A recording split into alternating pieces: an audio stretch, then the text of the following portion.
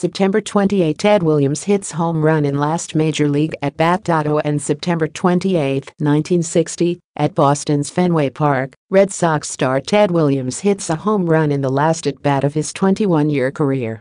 Ted Williams once said it was his goal in life to walk down the street and have folks say, "There goes the greatest hitter who ever lived." He succeeded. Williams led the American League in batting average 6 times, home runs 4 times and runs batted in 4 times.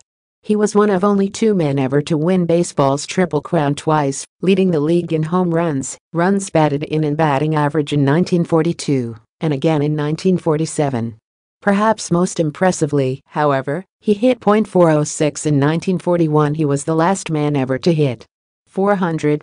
He accomplished more than that, missing 3 seasons to fly combat missions in the Navy during World War II, and parts of 2 more as a Marine during the Korean War, again to fly, this time with John Glenn as his wingman. Williams would later mold himself into a world-class fly fisherman, widely respected and accomplished with the reel. In spite of his brilliance at the plate, Williams had a tempestuous relationship with Red Sox fans and the media. To his frustration, his every move, both on and off the field, was reported in the newspapers. After being booed by the Fenway faithful early in his career, he swore never to tip his cap to the Boston fans again. In spite of the many spectacular home runs and clutch hits in his career, he never did. After he hit .254 with a bad back in 1959, Red Sox management urged Williams to retire.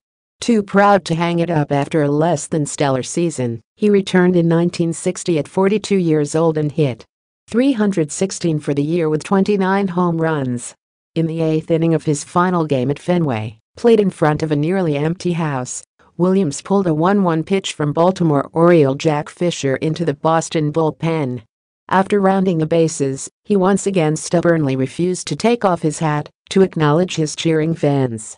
John Updike memorialized Williams' career by telling the story of his last at-bat in the short story Hub Fans Big Kidded Jew, published October 22, 1960 in The New Yorker.